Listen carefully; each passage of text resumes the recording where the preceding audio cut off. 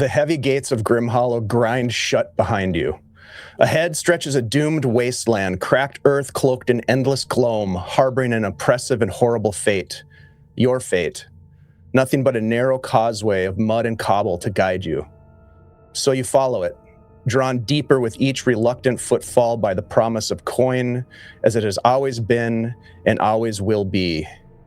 The job was simple: recover the scroll, recover the eye, a parchment and a gem coveted by the guild, carried away into darkness by a thief, Solomon Peacock, dead at the crossroads with coins buried in his throat to choke and obstruct. With no sign of the scroll or the eye, you took his head, a worn note from his cloak, and finally the coins themselves. In doing so, you unleashed what the coins had held bound. An unspeakable horror spewed forth from the severed neck, a roiling, shadowy sludge that devoured the corpse with ravenous hunger. Escape was slight as the corpse was digested before you. The thing lashed out as it fed with insatiable appetite and nearly feasted on your Barber. But you escaped and watched as Peacock's ghost rose from the black mass, walking the western fork without hesitation and disappearing into the darkness with the quiet purpose of a man who knows what lays ahead. The only clue was a note, a poem of sorts. I never knew warmth until I knew darkness. I never felt seen until you looked through me. I am lost in you. So you returned to Grimhollow with the poem and the thief's head as proof of your deeds. The reward was meager. It always is. And now the road calls again. The scroll and the eye remain missing to the west, and somewhere ahead in the cursed dark, something waits, patient and certain and aware. You follow the old causeway west, as coin demands and fate insists. My friends, please roll initiative and add your initiative to the tracker.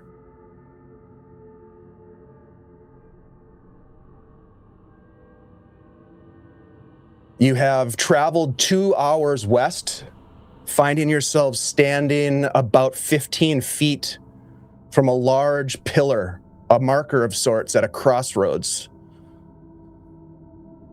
The sight of the corpse that once was, now long gone, only a smear of gore, some dried viscera upon the causeway. You've burned through 2 torches. Please mark those off. Because you've been here before, there are no random encounters rolls needed at this point. But you find yourself standing at a crossroads, recalling, perhaps with a sense of fear, Bernard, that there was a ghost that walked west.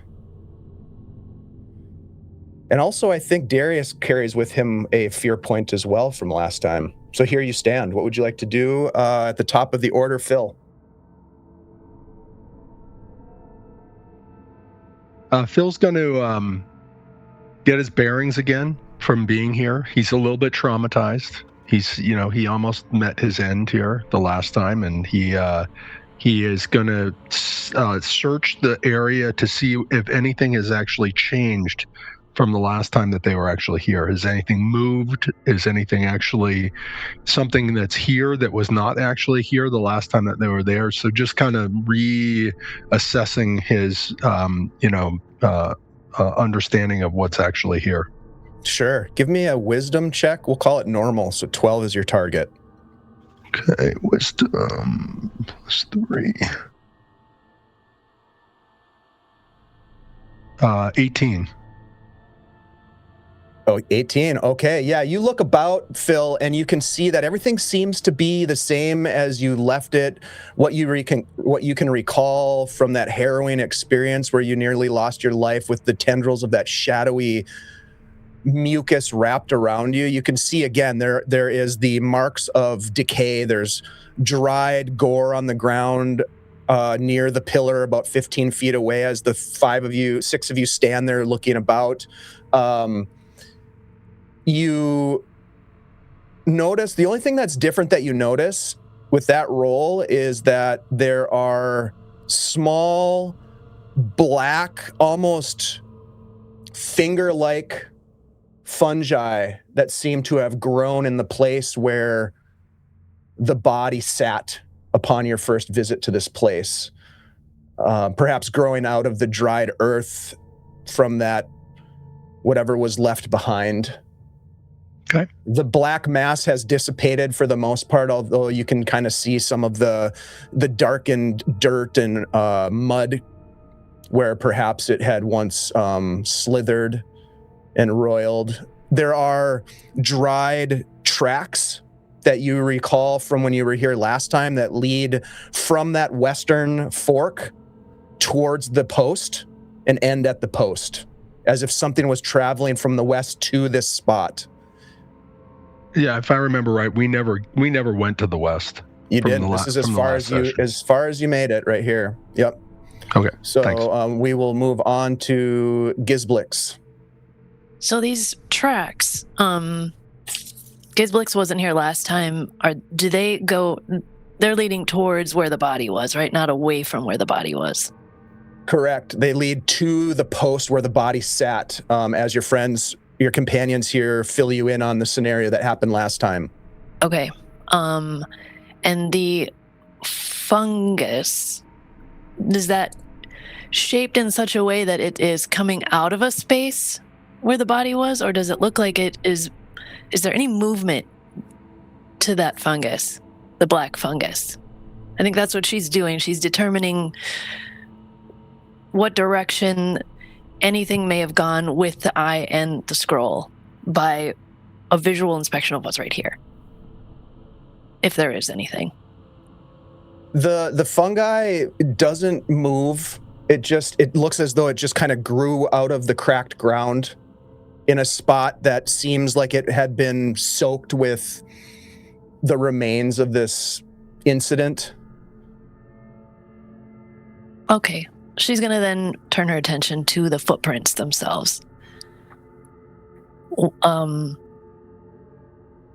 What they look like, what direction they're going, she might start to kind of follow them and just look to see if they've changed at all, like if they get lighter or heavier or morphed into anything else, and just kind of follow it along. She will also have a torch.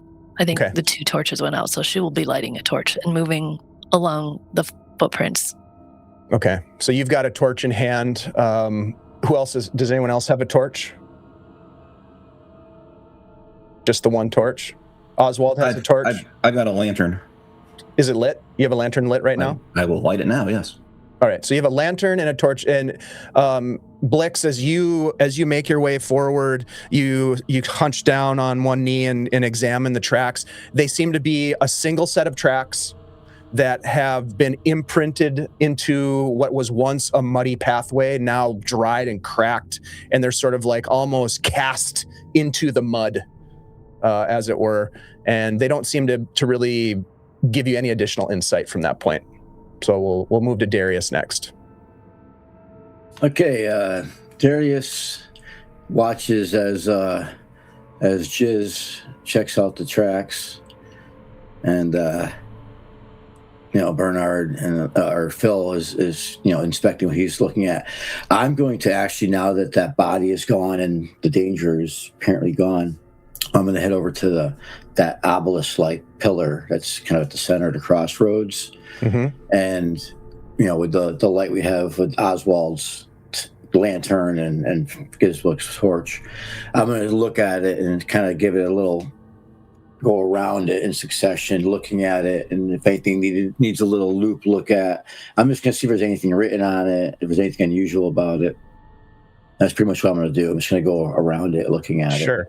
Yeah, there's nothing unusual about it. It's about a 16-foot tall post, pretty robust. The trunk of a tree that had been stripped of bark.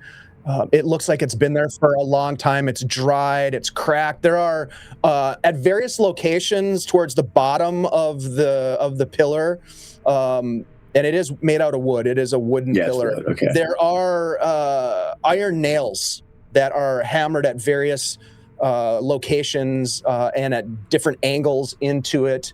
You get the sense that perhaps at some point this was used as a waypoint or signpost, that maybe people who were here long ago would post things on this pillar. Mm. Anything that would have been attached to it is long gone. Yeah. I just kind of mumble to myself as I'm looking at it and say, it'd be nice if we had some old ancient maps of what was outside of Grimhollow. We could match up some things. And that's my turn. I mean, it's an interesting proposition that there might be some sort of clue as to what this place was before it became what it is now. This darkness that has descended upon this land. Why is Grimhollow seemingly alone in the darkness with nothing but death and suffering surrounding it? To this point, you've never heard anything. All you've heard from minstrels and bards who have come and gone, devoured themselves by the Shadowdark, that there are lands beyond that they came from, but nobody knows how they arrive in Grimhollow. And Right. to an interesting point, very few ask that question. We'll go next to Oswald. Oswald was also going to go check out that post, and as Darius was walking around, I'm gonna just maybe try to did some of those nails you said are like the ones that are maybe horizontal. I just want to look, do they line up with any sort of paths or anything, like they were pointing a certain direction, or more like they were signs were just nailed there or notes were left there or something. Give me an intelligence check, Oswald. This will be easy for you. 9 is the target. 18. 18. Okay. You look at the nails and you are seeing a pattern emerge. Your astute mind is always looking for pattern, always seeking to understand. As a wizard, you have dedicated your short life, because I envision you as a young man. You have dedicated your short life to the study. You were what? You were an acolyte or an apprentice at some point to somebody who taught you some things and fostered that curiosity. And you start to pick out this pattern, and you can see it forming in front of your eyes, but you can't really figure out what it means. And you know what? You think about it a little bit longer, Oswald, and you're like, there's no pattern here. Just my mind playing tricks with me. I think you wanted to see something. You're looking, you thought you saw something, you wanted to see it, but there's got to be. Yeah, it just doesn't seem like there is. And you say, I will just hold my lantern nice and tight. Fearfully glance around. Okay. That's it. All right. That brings us to Grieg. Yeah, so Grieg is standing there watching the others do their investigations, and the hairs on the back of his neck are up, and he's got his sword out, looking for danger because he realizes that he is the one fighter here. He's heartened by the fact that we have more priests because last time it was the one thing that kept us all alive, but he did come back alive last time, unlike the group before him where he realized that he's the only one left. So he curses under his breath, "Not today, you bastard," as he looks around at the encroaching darkness and just says, are we going to go further? Are we going to follow that path and see where it leads? Do we dare? Are we pushing our luck? To no one in particular. He's just kind of musing, but he's kind of buoyed by the fact that yes, he did make it back alive last time, and some of the people that are here were with him last time. So, and it's a larger party, but he's still not crazy about the idea of wandering too far. Would you say there's a sense of sort of trepidation? Slight trepidation. It's he's seen what he's gotten 2 glimpses now of what this world can do, and he watched one member die in a horrible way, and then then he found out later that everyone else had died on their next mission that he wasn't there for. And we all escaped by the skin of our teeth last time. We should have been dead multiple times. So the idea of pushing our luck is, it does fill with a little bit of trepidation. Yeah. Yeah, a lot of terrible things have been witnessed, and this place itself harbors some pretty gruesome memories of what happened to your party. It sounds to me like we need you to make a fear check. So right. I think for Grieg, this would be, because the way you describe it, you are resolved to push on and to carry on, but you feel that sense of fear with what may lie ahead. So I think this is a wisdom check, and it is going to be hard. The target's 15. Ooh, that's a brutal check for me. Yeah. You know, there are 4 priests you can talk to. And I failed it brutally. I rolled a 1. Okay, go ahead and roll. Go ahead and mark down that you have a fear point, joining Bernard and Darius in that manner. And then just note that fear, you can accumulate up to your wisdom bonus in fear points, minimum of 1. Well, okay, because my wisdom bonus is a -1. Okay, so you are at your max fear right now with 1. And if you go over that, consequences will arise. So you're pushing it there. Go ahead and do that D4 roll. Consequences. Yeah, the consequence, Bob's, just so that you know, is that we get to roll on Dungeons Dave's super secret psychic injury table. Is that canon? Yeah, we've used it before. We used it at GaryCon I'm 3 just years kidding. ago. Yeah. I'm kidding. This is that's the answer. Shadowdark canon. Dave's table of terribly tortured minds. That's a 2. Right. A 2. Okay, so you, as you are contemplating all of this and trying to steel yourself with resolve, you fail slightly and you freeze. And it's not clear if anyone notices this because they're all busy investigating and searching about. I think we still have some folks in this round. Well, Bernard is at the bottom here next, but your body just freezes as you kind of shudder. So you're frozen for 1 round until the end of your next round. Yep. Okay. And we'll go to Bernard. Bernard was actually thinking of making some comment to Grieg about, like, you need to steal your resolve. You're the one here to help us, and we'll kind of give him a little nudge. And seeing that he's just frozen, be like, Grieg, try to just pull him out of it. I don't think Bernard would be very helpful in anything. He's ready to head west. Go ahead and give me a charisma check. We'll call this a hard check. 15. Okay. As you try to, as you see Grieg sort of frozen, his eyes wide, maybe a slight tremor, and you try to assure him in some way. That's a 7. I am probably getting afraid with him. That's great. Are you afraid enough to make a fear check?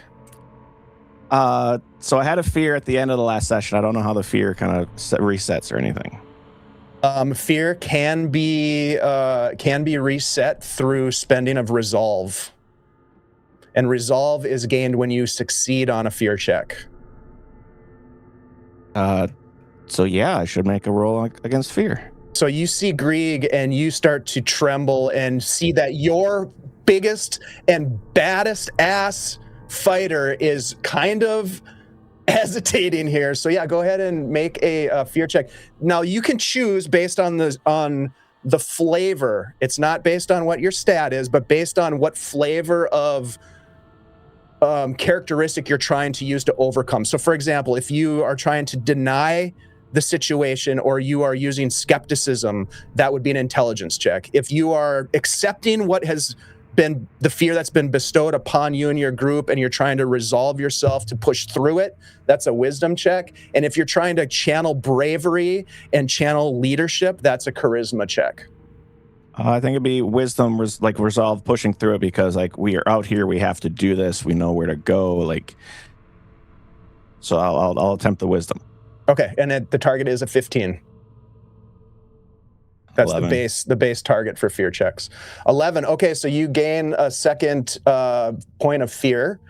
That'll max me out. You're maxed out already? Okay. Go ahead and give me a D4 roll.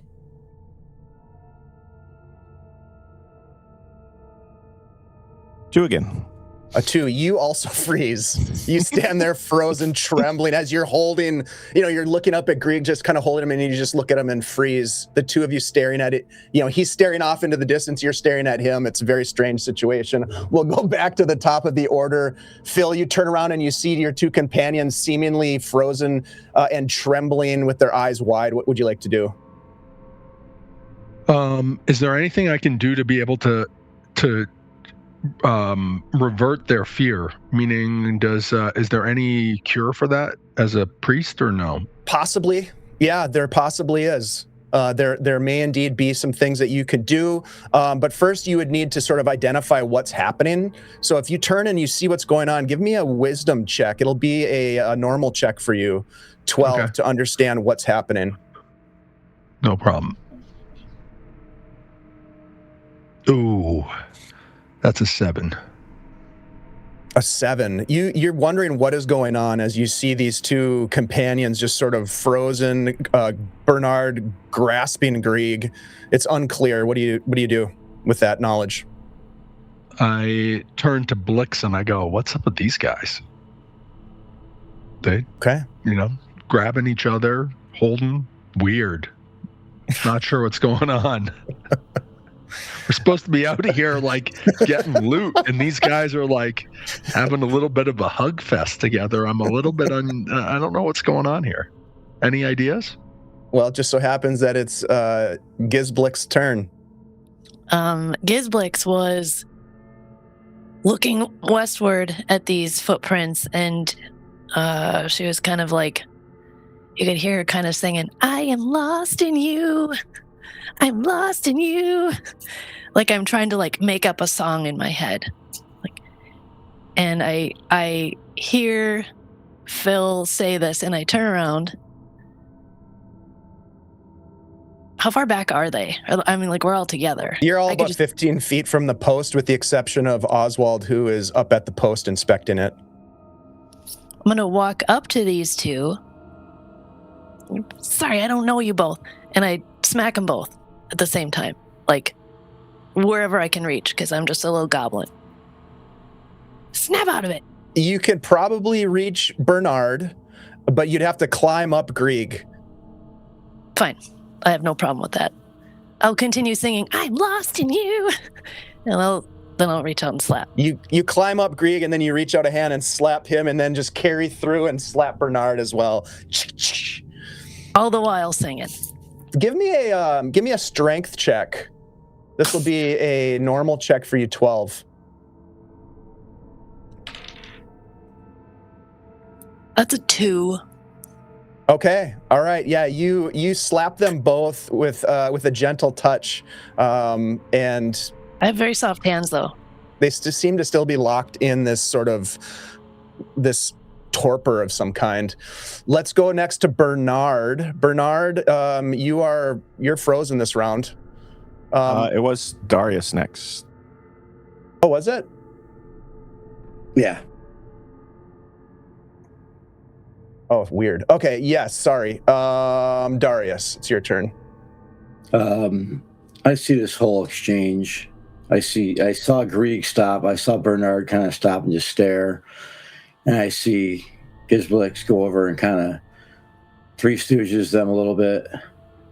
And I just kind of shake my head and give myself a little forehead slap. And I head towards the western. I kind of go walk past all of them. And I'm going to cast... I'm gonna have my bar mace in my hand, and I'm gonna cast light on my bar mace. Okay, go ahead and roll for that. 11 is your target. Yep. Easy enough. 15 plus 3, so 18. Light erupts from your mace and shines ahead. I suppose, Gizblix, your torch is probably laying on the ground as you had climbed up your companions and are currently perched there. Darius, as your mace illuminates the space, you can see out to about 30 feet beyond the pillar now. And again, in this place, there is this constant tension between the darkness and the light pushing back and forth against each other, the light trying to push through the gloom, but that Shadowdark just compressing in and trying to snuff out the light. And we all know what happens when the lights go out in the Shadowdark. So you can see just to that point, and then it's almost like there's a shroud, a funeral shroud that obscures all vision beyond that. But you see nothing new as that lights up. You feel possibly a little bit more contented with having that light in your control rather than relying on your friends for light in this moment. But we'll go on. Is there anything else you want to do, Darius, besides that? I think you're muted. I moved out to basically the edge of where Gisblick and Oswald's light would reach. So I'm just going a little bit beyond them, that's all. And I'm looking for those footprints that headed from the west. Yeah, I'm just looking to make sure that they're still there. They just continue on and disappear into the darkness. Oswald, it's your turn.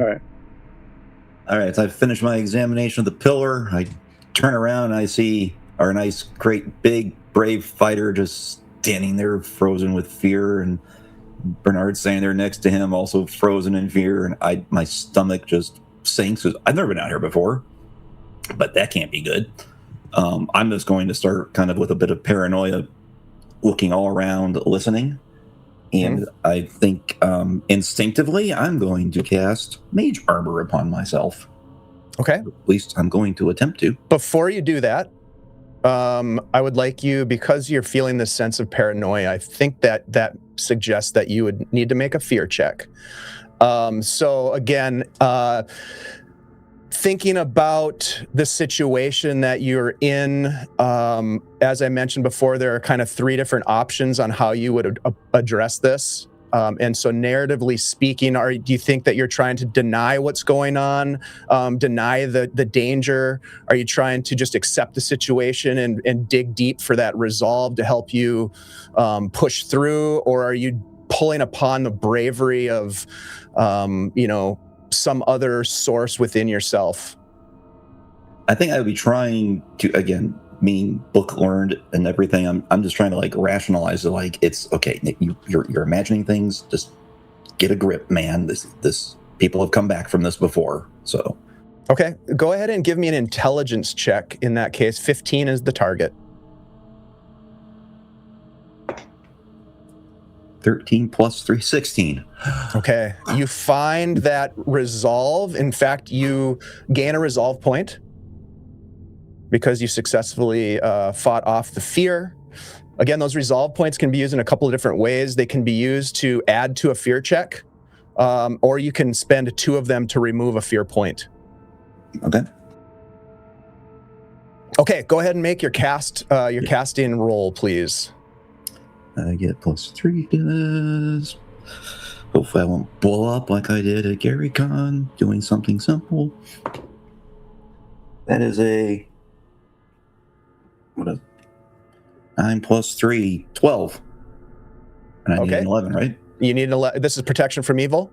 No, mage armor. Oh, sorry, mage armor. Yeah, that's the tier 1, so 11. Yep. So, and you're going to need to keep track, Carl. It's a 10 round. 10 rounds. Yep. Which is sweet. All right, that is your turn. Carl, please, Oswald, please give me a D6 roll as you've been standing at this pillar now for a couple of rounds. We'll see if anything interrupts this. This is fine. Beautiful scene. This is that's fine. Occurring here. Everything is fine. That is, oh shit. Ones are good, right? Carl, give me a percentile roll, please. Is it appropriate that the die is covered in blood? Yep. Percentile roll keeps. I'm using different dice. You guys are going into timeout. 32. All right, 32. Oh, I hate it when he laughs. Oh God, I hate it when he laughs. Give me another D6 roll, please. I was going to apologize to everybody. You have a lantern, for right? the shortest Shadowdark session. Much better, too. Okay. I doubled it. All right. I mean, that is freaking perfect, Carl. Only Thank you 2 so dragons. I hate when he says that. Thank you so It's much. never perfect when he says that. No, it's fine. Okay, let's see here. Darius, while you are out ahead of the group ever so slightly along the western fork with your mace now illuminating light, in the dry grasses off to the side of the causeway, this narrow stone causeway, something lunges from the darkness, my friend. I would like everyone to please roll initiative and add your initiative to the initiative tracker. Grieg and Bernard, just remember that you are, for this first round, going to still be frozen. Let me also make a roll here. Oh, Add dex, right, guys? Yes. Or subtract.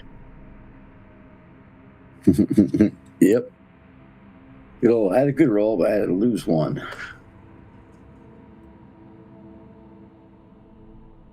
All right. So this thing is going to get a surprise attack as it lunges towards Darius. This massive rattlesnake rips through the dried grasses and strikes at you. You hear the rattle a moment too late as it tries to bite you. That is a 16. Yeah, it's going to hit. Okay. That is 5 points of damage. Apparently it gets 2 attacks, so the second bite Ouch. is a 19. Yeah, I think that for might 2 hit. more damage. Wow. And then it is going to wrap itself around you. Wow, this is a tough one, Carl. Good job. Thanks, Carl. That You're is welcome. the surprise attack will go to Darius. You are currently constricted, unable to make any attacks. You could attempt to escape the constriction with a strength check. Sure, let's try that. I have a decent We'll strength. do a contested strength with this thing. All right. Oh, great. Only an 11. Ooh, okay. That's 15. Okay, yeah, you pull the coil away from your chest just as it's wrapping around and you slide out of it. That is going to be your action. Do you want to use any movement? Yeah, I'm going to actually backpedal as fast as I can towards the rest of the group and be like, this is a snake. Okay. At that point, you all turn and you see this. It's got like it's a large snake with these horns that come off of the front of it, and it's got this long tail that rattles behind it. And it is Phil's turn. Phil will cast his Shield of Faith on himself. Okay, go ahead and make a roll, please. It's a tier 1, so an 11 is your target. Great job, Carl. You're welcome, and if no one invites me back again to Shadowdark, I understand. You're always welcome at this table with rolls like that. That's a 6. Oh, no. Do you have a luck point? I do. I'm going to use it. Yeah, good call. Ooh, that's nice. So that's a 21. Okay, so what does it look like when you cast this spell? Phil,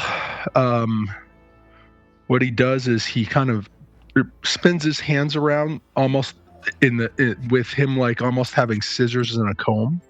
And as he's doing this, it's this magical kind of aura that comes around, and it's somewhat shaped in the shape of a mirror that you would see in a barber shop. Awesome. All right, and it just shimmers across your body as you have cast a protective spell upon yourself. Yep. Awesome. Okay, that is your turn. We'll go to Oswald. Oswald sees a great big snake. Oswald gets a little concerned, and Oswald is going to cast Magic Missile. Is that the snake growling? It could be. That Bernard's stomach. Sound effects are free. Yeah. Hey, buddy. Oh, I see your little pup. Ooh, thank God. That's a 21. Okay, go ahead and roll damage, please. Yeah, take this, snake. Ah!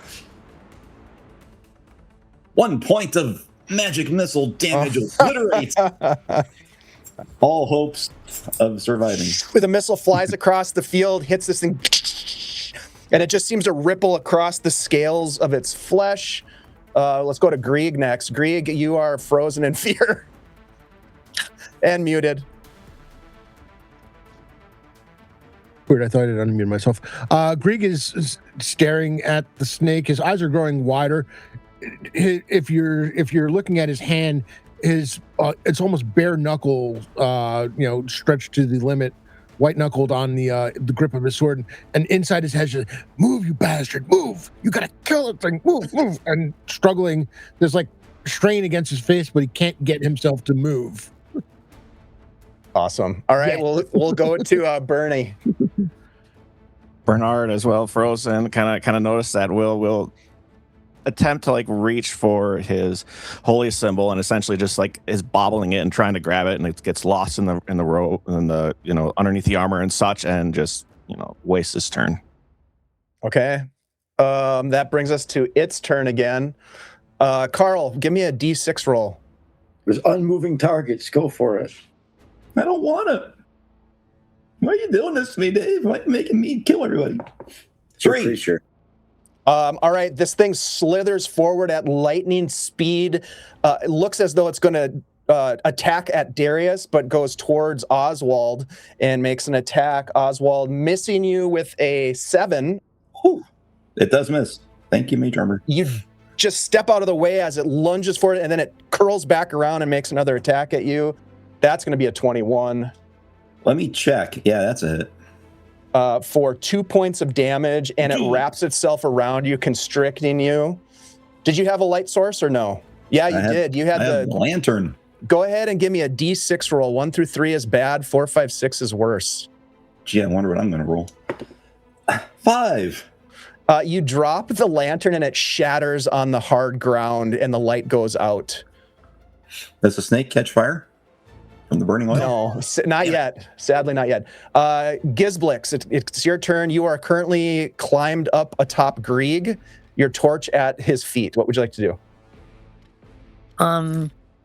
Yeah, Gizblix does not know why Grieg is not doing anything. So she, I imagine, has climbed up to like the shoulder height. So she is gonna just like drive her nails into his shoulder and say, "Go! Go! What are you doing?" That might be difficult with the leather armor. That's your crossbow from his back, like just stand on him and shoot your crossbow. I suppose, is there a... No, I mean, this is going to be kind of like very sort of intuitive. She's not looking for like open skin. She's just like, Sure. Kind of like tightening up and kind of trying to shake you a little bit. I think if she still can, she'll slide down. Wait, could she pull out her crossbow from up on top of him and just tighten her legs around him and just stay there? You could certainly try. Yeah, I'll pull out the crossbow. That's what I got. And if he wakes up and starts running, like I'll You're gonna ride him. ride him like a horse, I've got the crossbow, and I'm gonna try to take a shot. If I can do all that in one round, I Okay, don't that's know. quite a bit, I would say. So you're digging in, trying to get him, and then I'll say you can pull your crossbow. Okay. But not get a shot off. Can I load it? I don't think I would have loaded it. Sure. Okay. Yes. Yeah, you can have it loaded. Gotcha. Perfect. I'm screaming the whole time. Screaming? Okay, Yeah. great. Give me a D6 roll, please. Let's go to the top of the order, Darius. Screaming in his ear. I don't think 1. Gizblix realizes that there was a pack of wild, ravenous dogs here last time you were here. A 1? A 1. Give me a percentile roll, please. But by the way, I would pay real money for somebody to draw a sketch of this current scene. Yes. It's Grieg standing there, Bernard staring at Grieg, and Gizblix. we should definitely 80. need to do that. An 80? Oh my Yeah. god. No. give me I like give me a that. 2d6 roll, please. 2d6. Oh man. I had so Two. much planned for you guys today too. 2 ones. Yeah. Okay. That's about the best roll you could possibly get right there. Okay, Cool. so that's your turn. That was a great turn as well. You're Let's welcome. go. Yep. Let's go next to top of the order, Darius.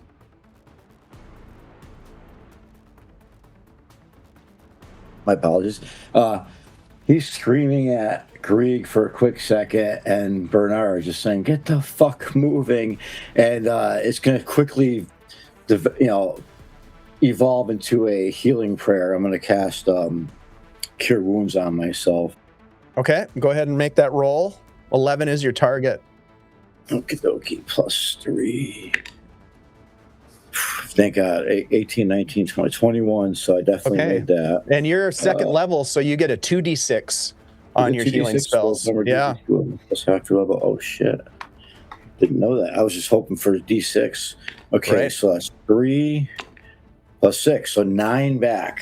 Thank Okay. God. I am back Nicely to- done. I'm like up again, and I just look at that snake, and I just say, Grieg, kill. All right. We'll go next to Phil. Phil's going to go longsword on the snake. Okay. You race forward as it's wrapping itself around Oswald and make a swing. Don't miss. That's a 10. Total?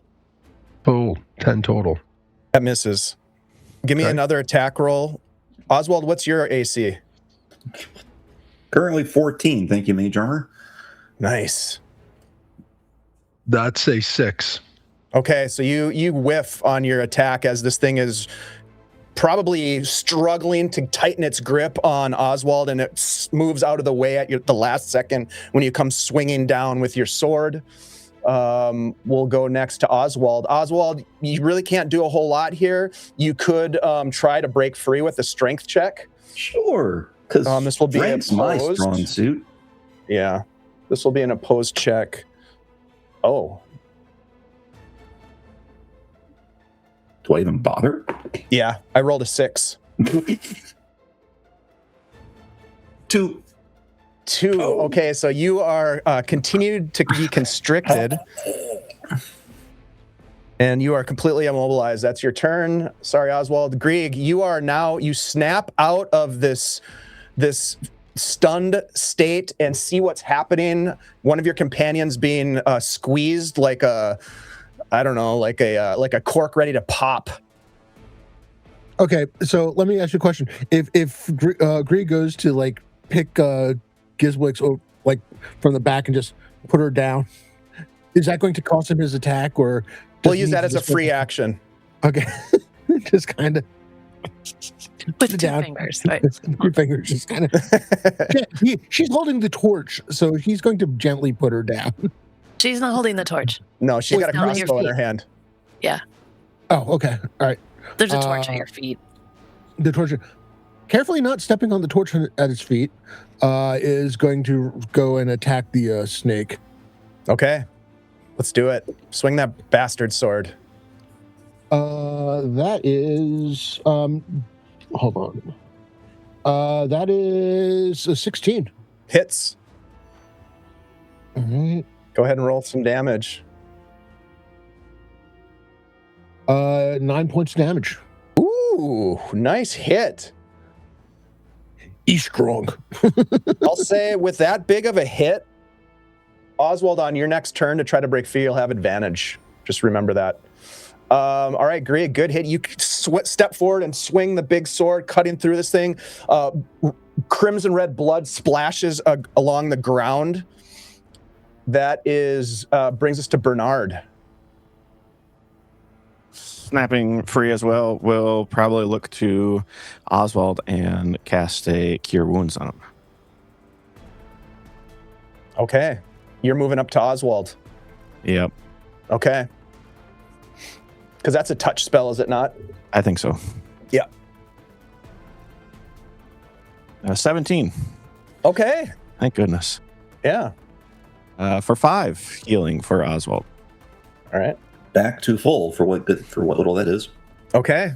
All right. So you spring forward, and in doing so, expose yourself to a bite attack from this thing, Bernard. I thought Greek killed it. That is a. Where is it? That is a 19 Yeah, that hits. for 5 points of damage. As this happens, I would say, Gizblix, you hear from behind you, as everyone's racing forward to address the situation or is focused on what's happening with this massive snake, you hear behind you. I didn't do that. The second attack, the snake is going to try to bite Oswald, who it has constricted. I'm going to give it advantage for this. You don't have to. Yeah, that's an 18 for 4 points of damage. I'm down. You go down? I have 4 hit points, dude. What's your con bonus? 0. Okay. That's not good. Okay, so Gizblix, it's your turn. What would you like to do? I don't know. Dave sounded like Chucky in Child's Play right there. Excited nice. by Pretty whatever much. this is. Pretty much. How close did the little chuckle sound to me? Closer than you'd like. Okay, as a goblin, I can't be surprised. So I think I'm pretty quick in turning around and finding. I know there's a different mechanic for that, but I think I'm pretty quick in turning around and like finding where that might be and taking a shot. I'll give you advantage on a wisdom check to see if you can point source it. Yeah. It'll be a normal check, 12. Okay, I just hit 12. Okay. Yeah, you spin around as you hear this laughter from behind you, and at the edge of the torchlight, you can just barely make out these two small figures. Give me an intelligence check. We'll call it normal.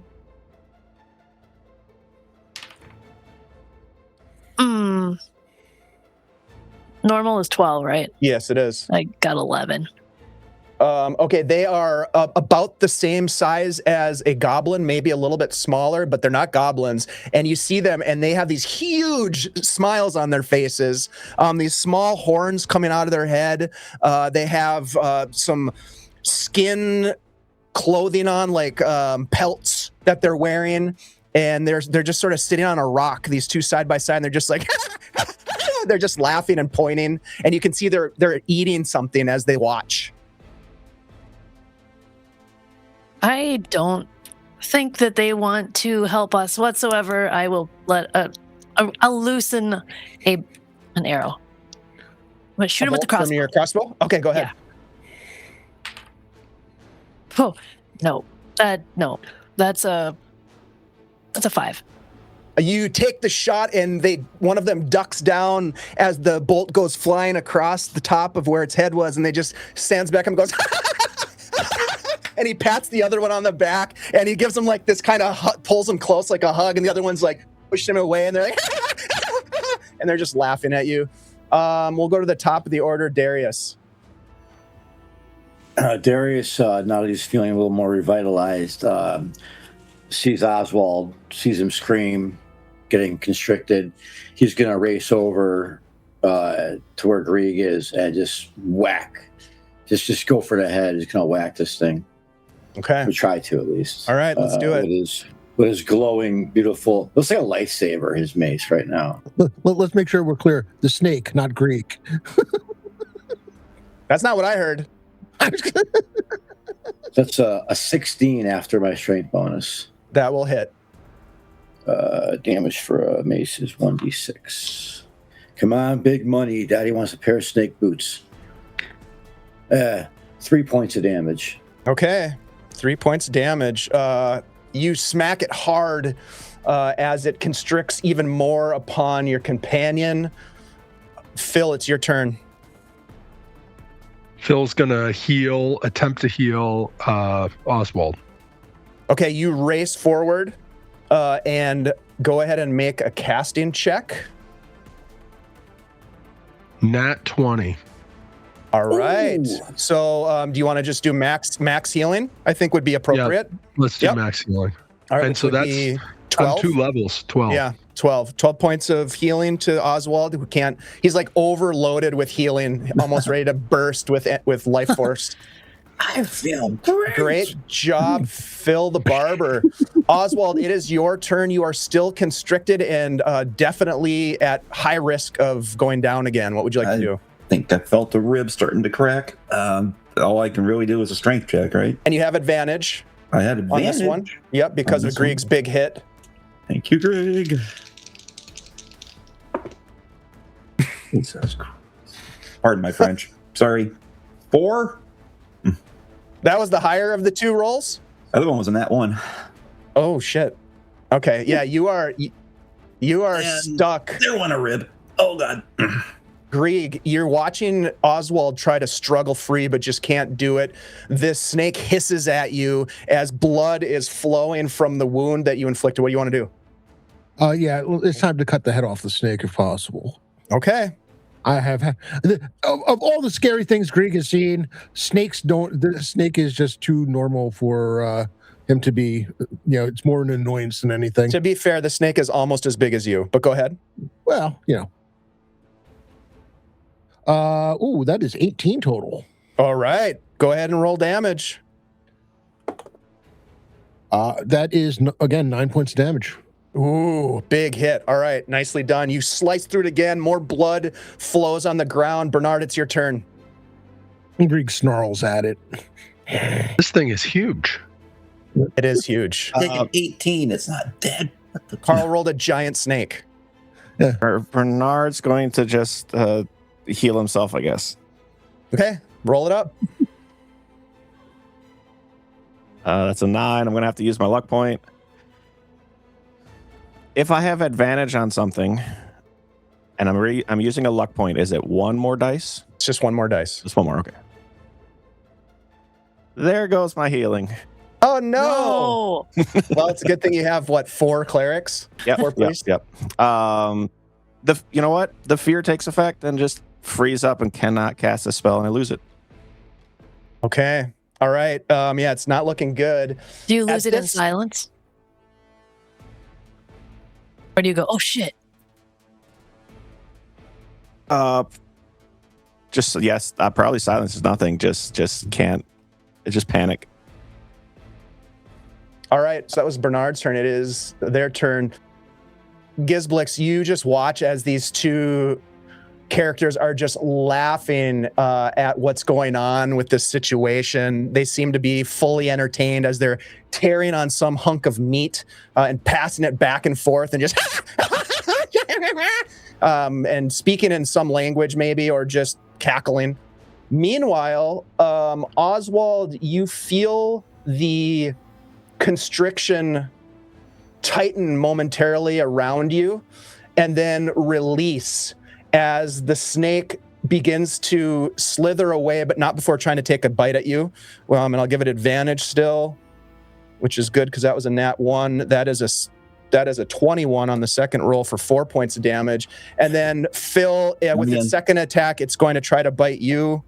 And that is going to miss with a 6 as it slithers away into the underbrush, leaving a trail of blood behind it and moving quite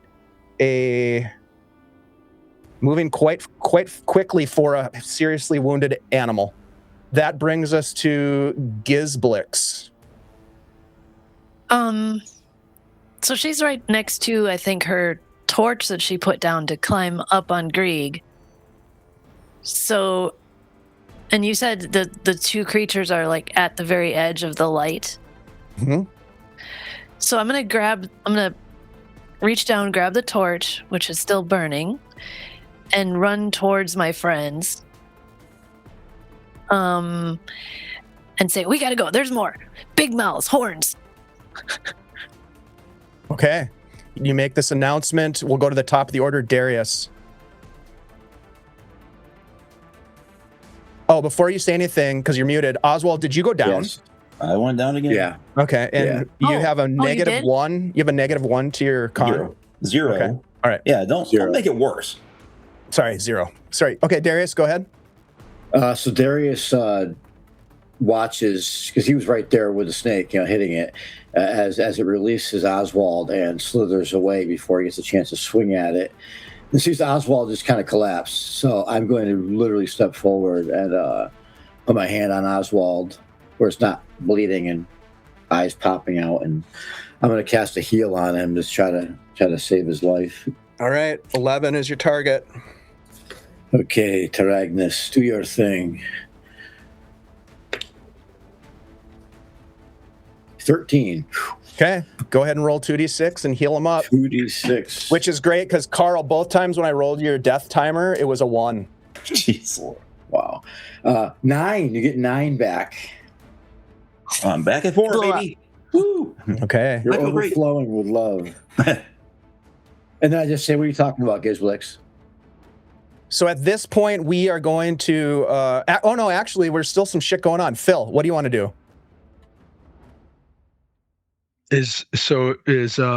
Are those creatures still there? You turn around to look, and you see nothing. So right now, everyone's up. No, Bernard's alive, laying on the ground, breathing. But he needs healing. I can't remember what his story is. You just watched Darius heal him. Darius healed Oswald. Oswald. Oh, sorry, that's right. I'm sorry, Bernard. My bad. So, yeah, Bernard. So Phil is going to go over to heal Bernard. Okay. That is 12. That's all you need. Did you go down, Bernard? No. Okay. All right. Double checking. Wow. Big healing here, guys. Good job. Very good job. More priests. Yeah. Only 3 of them healing, but... Oswald, you pick yourself up off of the ground. You look back in the direction of the Viper. 3 points. As it has disappeared into the grasses. What would you like to do, Oswald? Carl, you're Oswald. I'm just going to weakly stand up and say, can we go somewhere else away from here? And I mean, there was a trail we were going to start to follow before broke loose. There was. You look ahead at the Western Trail, and it's still there. Kind of look at the group like, can we leave here? I don't like it here. Big snake. It's just the initiation, laddie. Grieg, anything? Would you like to do anything? Grieg looks unsatisfyingly at the brush that the snake went into and realizes it escaped his kill. Do you want to chase it? For one brief second, the thought of chasing it occurs to him, but then he turns around, looks at the rest of the party because Bernard is lying on the ground. Oswald is up, down, up, down, up, down. And he realizes there's only one torch. And the first thing he's like, no. And he lights a torch. It's like, we're not doing the one torch thing. And he lets out a small snarl. My mace is lit right now. Oh, well, okay. Still. So you light a torch. You've got 2 torches lit and the glowing mace. You have decided to not give chase, it sounds like. As you all sort of whip around to look in the direction of where the laughter was coming from, and Gizblix turns with the torch and holds it forward just a little bit, you see Gizblix, the rock that these 2 creatures had been sitting on, and there's nothing there. They're gone. Let's just go. It was just 2 little dudes with big mouths and horns, and they were eating some meat. I don't know. It can't be good out here. Let's go. But where are we going? West. I'll indicate towards the steps, the footprints. Maybe you want me to carry the torch, Greg, so you have a hands free for your big sword? Hands the torch to Oswald. You want to take the lead, Greg? Sure. Greg starts walking westbound, making sure that the torch is following him because he's not. Yeah, I'll be right behind Greg. Okay, so one by one, you gather yourselves together and continue west beyond the crossroads, looking back momentarily as the marker, that massive wooden pillar, disappears and is consumed by the darkness. You head west, following the trails that lead in a direction opposite of your path of travel. Gree, go ahead and give me a D4 roll. 2. 2. All right. So you travel for approximately 2 hours. So go ahead and mark off 2 torches. The 2 that you held. So you had 2 torches. Those are gone. Darius, your light spell goes out. Do you want to re-up it? Yeah, I'm gonna do it. I'm gonna relight it. Yeah, see, I rolled a 19 on the die. And then are you going to relight it for the next hour? And I'm gonna relight it again. Okay. Go ahead. I'll let another torch and give it to Oswald. And that's a 13 on the die plus 3, so that's a 16. Okay. So I'm good. So you have a light going right now, Darius. Grieg, you burned through that second torch that goes to Oswald. Gizblix, do you light another torch or? Not if there's 2 going and a glowing weapon. There's not. Currently, there's only 1 torch that just got handed to Oswald. Oh, by the way, Oswald has a torch, but I know that Oswald's lantern broke, so I'm going to go over to Oswald. I'm going to give him my lantern just so he has it if he needs it. Okay, that's very nice. I will light a second torch. Okay, and then those 2 torches also come to an end, and so you'll need to fire up some additional torches. Ooh, I will light another torch. Okay, so hold on a second. When that second torch comes to an end, Grieg stops and realizes, do we have enough torches to get back? 1 is plenty. I don't know. You guys just gave me some torches. You guys have traveled 4 hours of traveling. Right. It's kind of okay. At what point do we need to turn back, or are we just committed to either finding something or dying out here? We just have a lot lit right now, but we're good. Okay. We have plenty of oil. We got lanterns. We have torches. We're good. Okay. Okay. I got 3 flasks of oil. And what do we got lit right now? my mace. We have my mace. The torch that Oswald is carrying. You've got Darius's mace, and Grieg has a torch lit. Which he handed to Oswald again. Okay, so now Oswald has it. I will then light another torch. Okay. So there's 2 torches and a spell. Burn them if you got them. I mean... Yep. Okay. Phil, give me a D6 roll, and Gizblix, give me a D6 roll. Please. Are we still seeing the footprints, by the way, that we were following? Yes, you 3. are. 3? Okay. Phil? 4. Okay. We should have had Carl make those rolls. All right, so... I've done enough, thank you. As you fire up this second round of torches and illuminate, Darius, your mace, you walk just a little bit farther, maybe another 15 minutes, following this trail of footprints that are traveling in a direction against your path of progression. And your torches sputter violently, almost as if there's a wind that blows, but you feel nothing against your skin. The faint illumination as they come back to full force, giving off that 30 feet, give or take, of illumination, throws itself against what appears to be an iron fence. Ooh. Just at the edge of the illumination. The tracks disappear at the fence. There's a gate in the fence, and beyond that, the tracks are consumed by darkness. I'm going to walk up to said fence, holding my weapon forward, illuminating it a little bit more clearer. Okay. Is it like a chain? Is it like a bar fence, or is it like a solid fence? It is a bar fence with sharp, pointed barrier atop it, about chest height. Ornate in design, rusted in some places, but largely intact. The gate is open, hanging on hinges that seem to be well made. This is a well-constructed iron fence. The rest of you watch as Darius steps forward. Do you follow? Greg goes with them.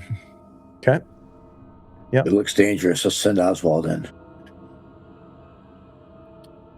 All right. You step forward, and your torches, as you get to the fence gate, illuminate what rises from the darkness, a structure, a large structure, a house, the facade of which rises 2 stories, perched on a slight hill.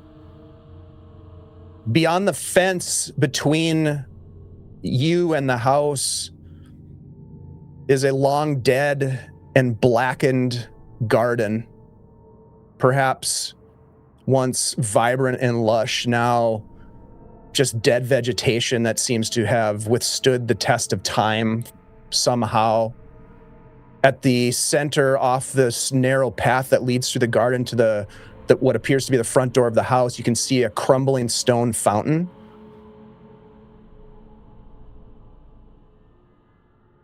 We'll go to the top of the order. Darius, what would you like to do?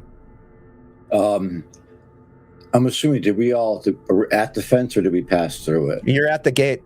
All right. Before I go any further, I'm going to look at Bernard, and I'm going to ask him if he needs a little healing, if he's at full capacity. I think could use a little, but Yeah, we gotta be. We can't go up there with half strength, and he's just going to cast a healing spell. We're going to try to cast a healing spell on Bernard. I'm like, what's happened? Dear God, not to answer you again. And with my +3, that's an 11. That's all I needed.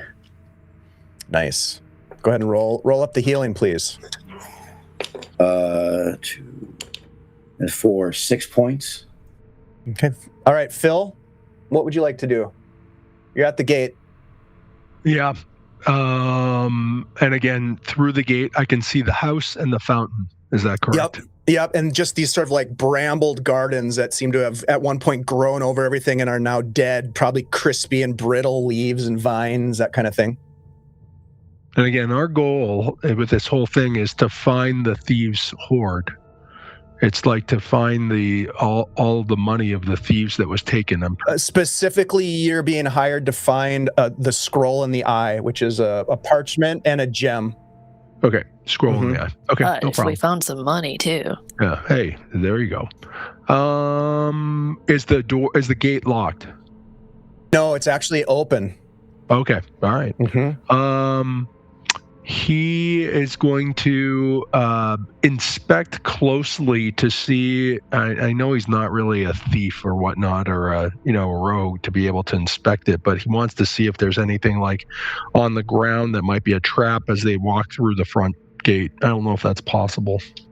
Yeah, you want to look for traps? You can totally do that. Go ahead and make a wisdom check. We'll call this a normal check 12, as you're looking specifically at the pathway that leads to the house. Yeah, 7. Doesn't seem like there's any traps here. There's just this pathway. The footprints that were left in the mud continue through the gate and then disappear as just about 10 feet within the courtyard, let's say, surrounding the house, there are cobblestones that lead up to the steps that lead up to a porch that then leads to a door. Okay. He lets the group know that he doesn't think that there's a problem with the path. Okay. All right, Oswald.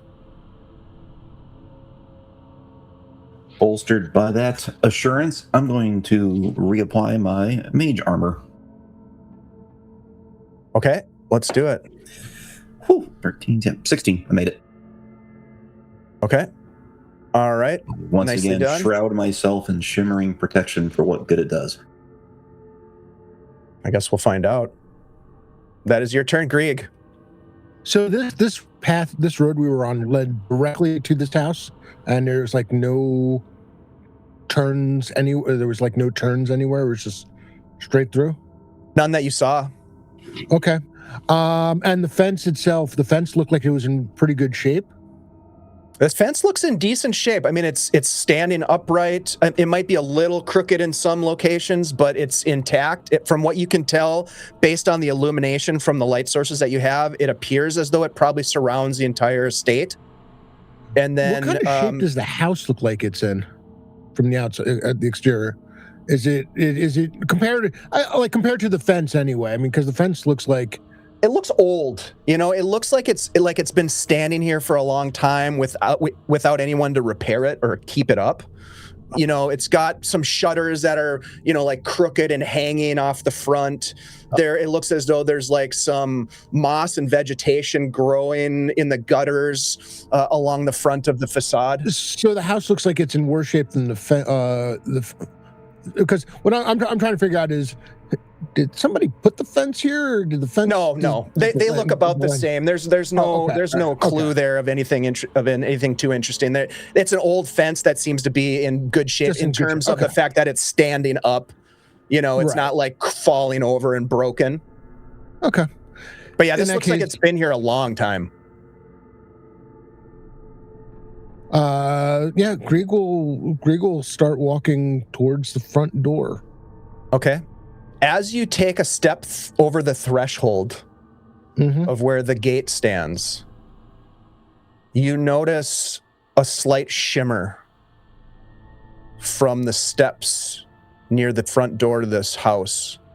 And you can see that there appears to be a faintly glowing, a blue effulgent hue outlining an individual that sits on the steps. Does it look like the ghost of the guy who, you know, from the last time we were at the crossroads when he walked away? It does. In fact, the thing that catches your attention even more is that this ghostly figure wears a hat with a feather, a beautiful peacock feather tucked in it. Well, friends, it looks like we're in the right place. And he nods up at the ghost. Okay.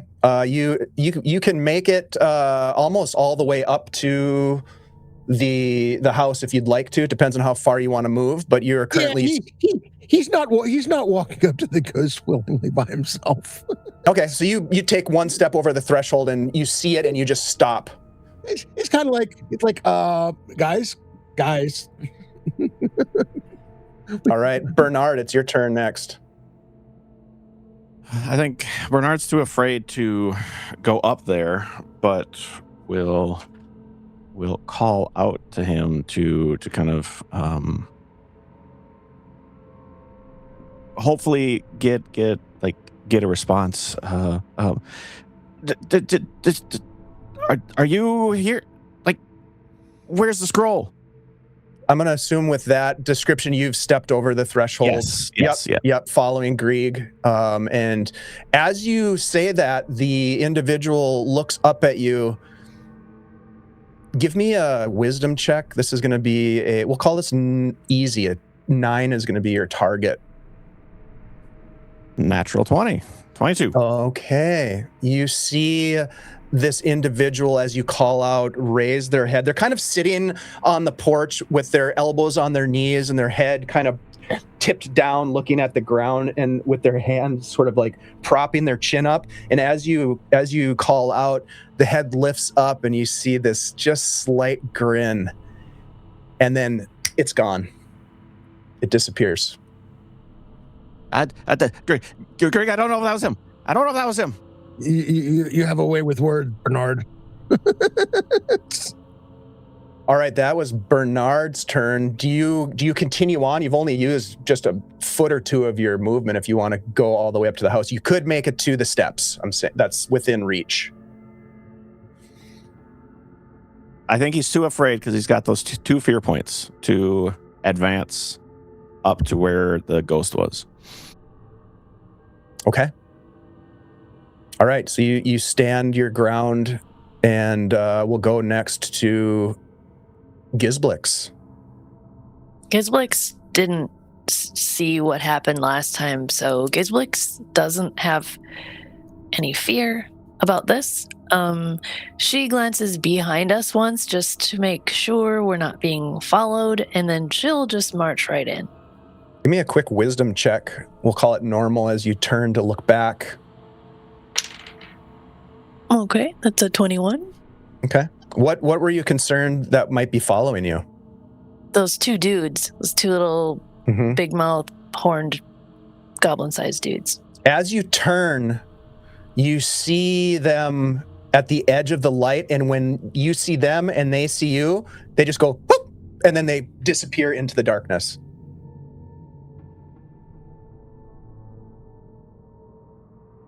We're being followed, you guys.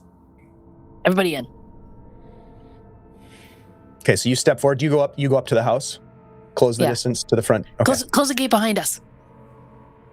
All right, so you move forward, finding yourself standing on the steps. Before you, there's a door. There's this kind of canopy that comes out, a large porch that kind of wraps around the front side of this building. As you walk underneath the shadows of this building, it feels old and musty. It almost looks like it could fall over. And the door in front of you appears to be, at one point, just a beautiful wood carving. And that's about all you see at this point as you get up to that point. We'll go to top of the order with Darius. Okay, Darius sees Gizblix kind of hastily move up to the house. And I'm going to immediately follow at the same pace. And when I get there, I'm going to cast the holy weapon on my mace. Okay, go ahead and just in case. All right, 14, 15, 16, 17. So it made it. So for the next 5 rounds, I'll keep track. Is this considered the first round or next round? Sorry, say it again. It's up for 5 rounds, so is this considered? So I go. This is round 1. Okay. Yep. So right now I get +1/+1 on my mace. Okay. That's my turn. All right. As you step forward, you're walking up to the house as well, Darius. You look to the left and the right, and with the light that's being given off, you can see, this tangle of vines and vegetation that just sort of like wraps itself around everything in the courtyard. And off to the right, there's a stone fountain that seems to have been crumbled. And you make your way up to the house, standing next to Gizblix. Phil, it's your turn. You watch as your companions move forward. Yep. Phil's going to walk up to the door, and he's going to recast the Shield of Faith. Okay. Yeah, go ahead and make that roll. That's going to be an 8. And you already used your luck. You already used your luck point, didn't you? Yeah. Does anybody have a luck point they want to donate to Phil? I think we used. don't. Nope. They've all been used, or nobody had any. Yeah. No. I have none to give. The importance of the recap. I know. Oh, that's my turn. Okay, that's your turn. Your spell fails. Let me ask you a question. Oswald, did you have something? Do you want one? You got one? Yeah. Do you want to use it? By the way, where'd you get those tokens from? They were handing them out at GaryCon. It's up to you. Yeah. I mean, I was kind of saving it in case I blew a spell attempt, but totally up to you, buddy. We're getting close. Sure, take it. Okay. All right, give it another try. Yeah. You definitely aren't going to regret that. No. Hey, he's just trying to make up for the big giant snake he brought 18. Yeah, it was his fault for sure. All right, so your spell succeeds with the help of your gods looking down upon you, thinking, man, these guys need some help. Thanks, buddy. All right, so that was Phil's turn. Oswald. I'm not staying out here alone. I'm going up the steps, crossing the threshold, and I'm sticking with the group. Okay, and Phil, did you advance as well to the steps? Yep. Okay. I did. All right, great. So Bernard, Oswald, you join them. Grieg, how about you? Yeah, Greg's staying with the party. He's not Okay. standing out there by himself. All right, so we'll assume that everybody, if that's okay, has approached the door. Did somebody close the gate? Yeah, actually, having heard Gizwix mention closing the gate behind him, he does. Because here's a question: you mentioned it shimmered when we walked past the thing. Did anything else about the look of the place change when we crossed the threshold, or was it just the fact that the ghost was there? Just the fact that the ghost was there. Okay. Mm-hmm. Still, with the shimmer and with Gizwix mentioning that we were being followed, shut the gate. Mm-hmm. Okay. And then head forward with the rest. Okay. All right, so you guys all stand there. We'll go to Bernard next. You're at the door, Bernard. What would you like to do? Bernard should not be the one doing this, but as it's his time, we'll knock upon the door. Is anybody home? You knock on the door, and you call out. And as you do, I would like you to roll initiative, please. Just him? Everyone. Everyone? Yep. Oh, yeah, I get some decent initiative at least. This works out perfect. Bernard at a 3, so damn near the end of the turn. The door opens and you're the one that stands there till the end of the round. Yeah, blocking the door. Okay, so as you knock on the door and call out, you look up and you see... Give me a D... Bernard, give me a D4 roll. 2. 2, okay. As you knock on the door, it just echoes through the darkness surrounding you, and you call out, and then movement catches your attention from above in the eaves, and you watch as these two creatures that had been hanging above you drop from the eaves and extend their leathery wings. You see these large proboscis erupting from their nose. They appear to be something between a giant bat and a mosquito as they and come at you. But you see them, Light and Grieg, it is your turn first. Fucking stingbats. So we're fighting super sturges, huh? Grieg's like, announcing ourselves is probably not a good thing as he starts swinging at the thing above him. Yeah, they come down towards you. One of them gets within reach of your bastard sword. Go ahead and make an attack. That is 13 total. Hits. Go ahead and roll damage. 8 points of damage. Yeah, you just slice right through this thing as it comes at you and cut it in half with the two halves separated and flying into the garden behind you. Blood across your sword. Big smile on his face. A fucking badass. Finally, something I can kill. Darius. These things kind of drop down simultaneously, and despite the fact that I'm like one initiative lower than Grieg, it's almost like a 1-2.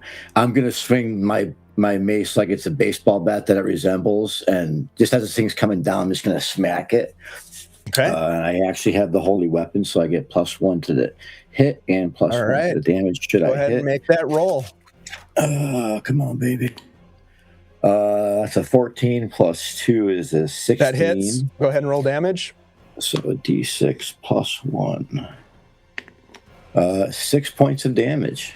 Yeah, you clobber this thing as it comes in to bite you and knock it out of the air. It smashes against the house and drops to the ground. It flaps momentarily and then goes motionless. They're like flying cockroaches. What's worse? You look around to see if there are more of them, and nothing else appears. Yeah, I hold up my mace, like kind of holding it up, looking into the eaves. You see nothing. Well, let's go. That is your turn. Let's go to Gizblix. Gizblix has the torch up still in front of the door next to Bernard.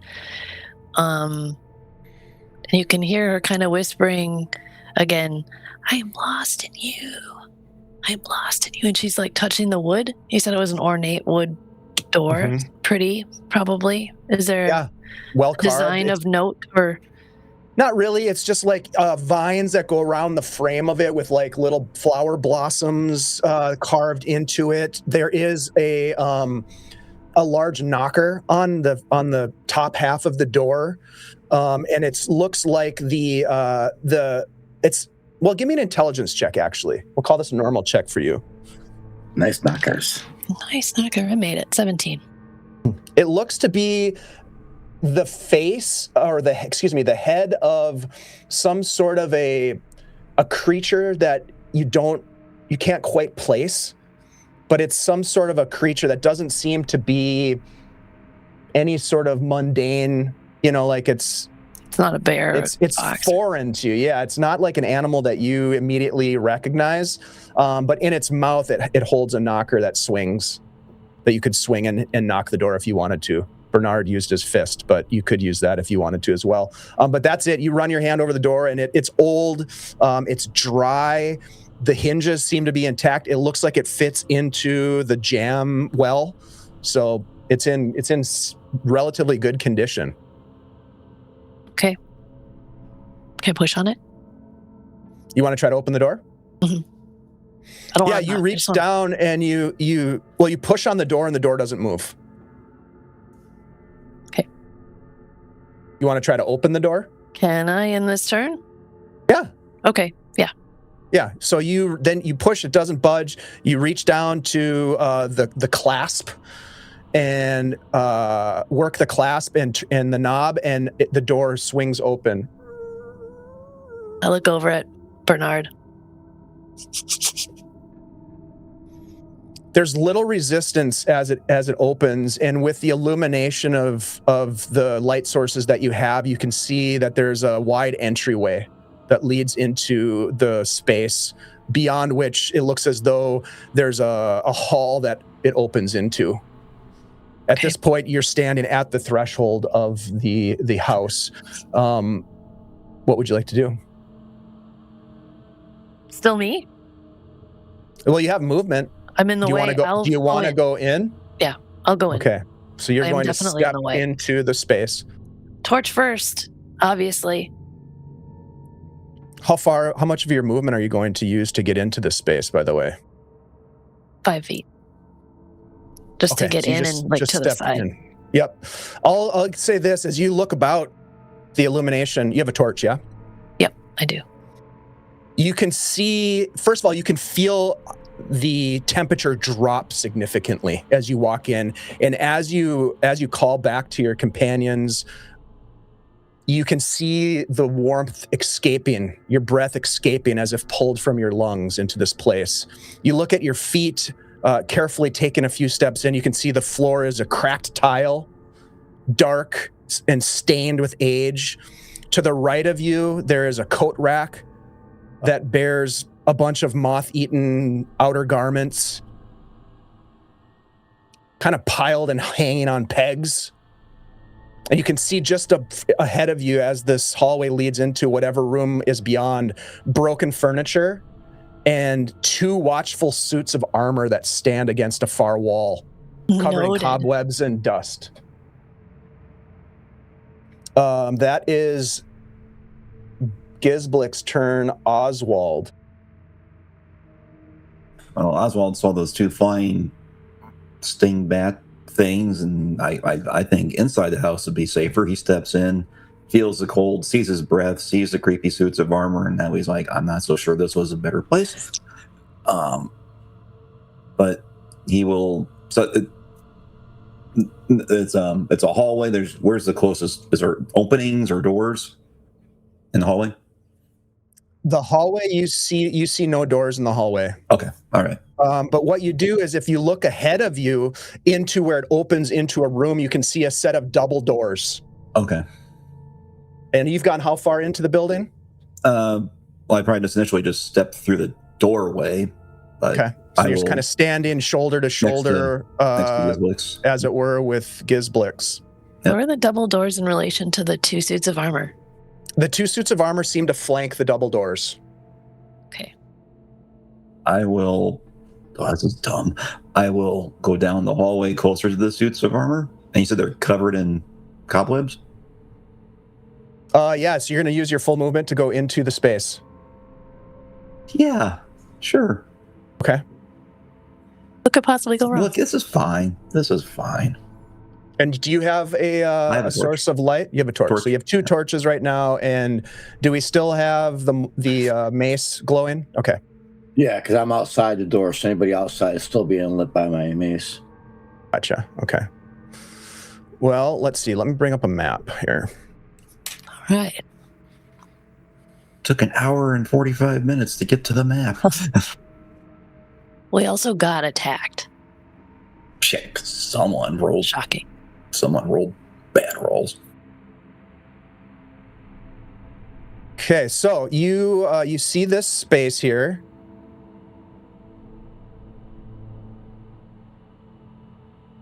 All right, so this is what you see. You walk towards the 2 suits of armor. Oswald, go ahead. There's a set of double doors here.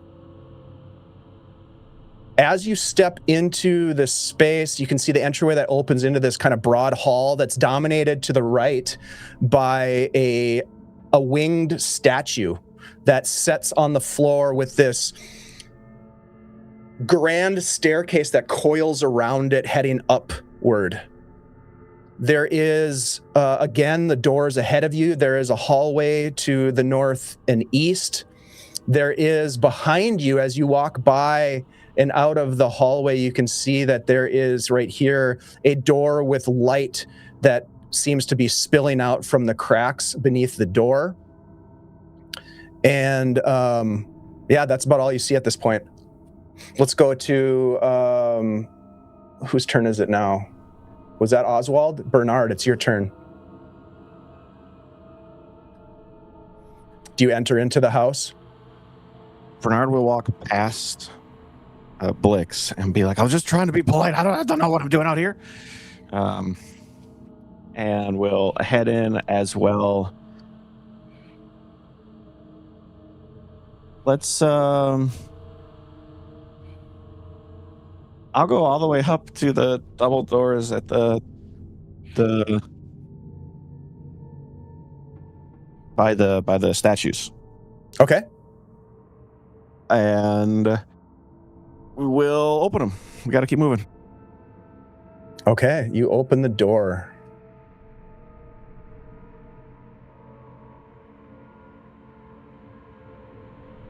The door opens, and you can see... Actually, it's interesting. You can smell it first. There's a smell that reaches your nose before you even step foot inside the room. You can smell roasted meats, fresh baked bread, something rich and aromatic that reminds you of wine. Your mouth begins to water, Bernard, as you look inside this space. As I kind of opened up the doors, we'll knock again on the door. Hello, apologies for entering. Is anyone there? There's no response. It just seems to be an empty room with a long table set for 7. There are candelabras at each end. 6 place settings of tarnished silver, a 7th spot at the head of the table, dust on everything except for what lays upon the table itself. There must be plenty of light in here with the candelabras. Are they lit? They are not lit as you stand at the threshold, kind of looking in the space. Can I walk in and cast light upon one of them? Yes, you certainly can. Or I can try. Let's see. No, that's a natural 1. Oh, no. Awesome. Yeah, You're a priest and not a wizard, correct? Priest, not a wizard, Yeah, correct, okay. but still. So, yeah, that spell is no longer accessible to you, and you'll have to Penance. do some sort of a penance Yeah. later. But interestingly enough, as your spell fails, one of the candelabras lights up, and the second one lights as well. Bernard will turn around in a little bit of panic and be like, that wasn't me. That wasn't me. As Bernard calls back to you, the door closes and Bernard disappears. Bernard, as you look back at the table, these warm, inviting lights, the candelabras are extinguished and you find yourself in darkness. Love it. That is your turn. Bernard, give me a fear check, please. So what do I do when I have 2 fear? That's your max, right? Because Just that I'm at max. Okay. You're at your max, so you need to do a fear check. This is going to be a 15 target, and with fear, recall that there's kind of 3 options. Probably still gonna keep on the wisdom, the resolve, because like I know I'm better than this. And I shouldn't 5 with the wisdom. So you are overcome with dread, fear. Give me a 2d4 roll, please. Oh, as you love find it. yourself in complete and utter darkness. Oh no. 3. What are the 2 dice? 1 and a 2. Sorry. 1 and a 2. Okay. You are overcome with paranoia. This is a permanent affliction. The effects of this are distrust and suspicion. You now have a -1 when making fear checks. You roll initiative with advantage, and you gain voices in your head.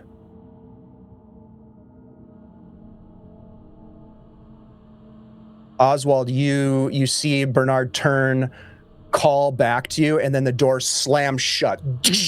At the same time that happens, Oswald and Gizblix, your torches begin to sputter as if they are struggling to stay lit, as if there is a moment here where you have to make a decision to flee or to succumb to the terrors of the Shadowdark, and possibly what's worse, the terrors of this strange estate that you have walked into. That was Bernard's turn. We'll go to Darius next. You are standing still outside of the estate at the doorway. Did anyone that's in the building, has they made any noise or have they said anything that I would have heard? You would have heard everything that's been said, what Bernard called back with a nervous comment, and then the door slamming shut. You can probably see that happening from where you're standing. Yeah. Okay. All right. Yeah. Because it's like, yeah. I'm just gonna be like, I'm gonna stay right here, Grieg. Go get Bernard.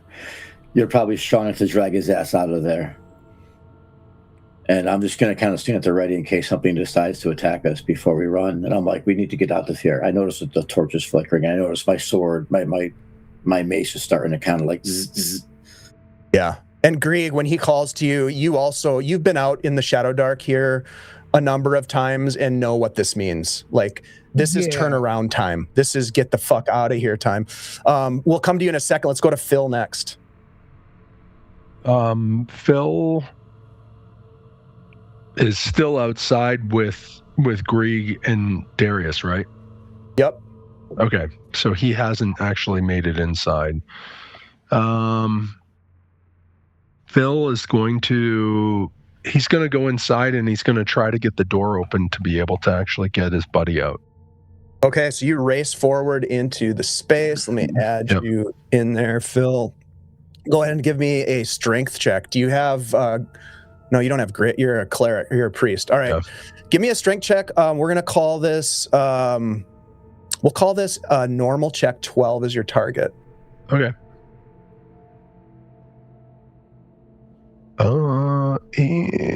No, he didn't get it. You start pulling on the door, trying to open it. Bernard, you can hear the rattle of the door being pulled back and forth. You can also hear sort of this slithering sound from within the space in this darkness. We'll come back to you in a minute. Phil's working on the door. Grieg.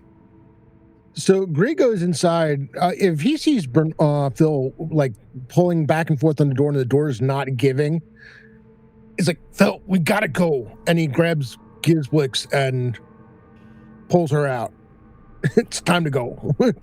Okay. He doesn't have any faith in anything other than himself and the fact that this entire place is just trying to kill them.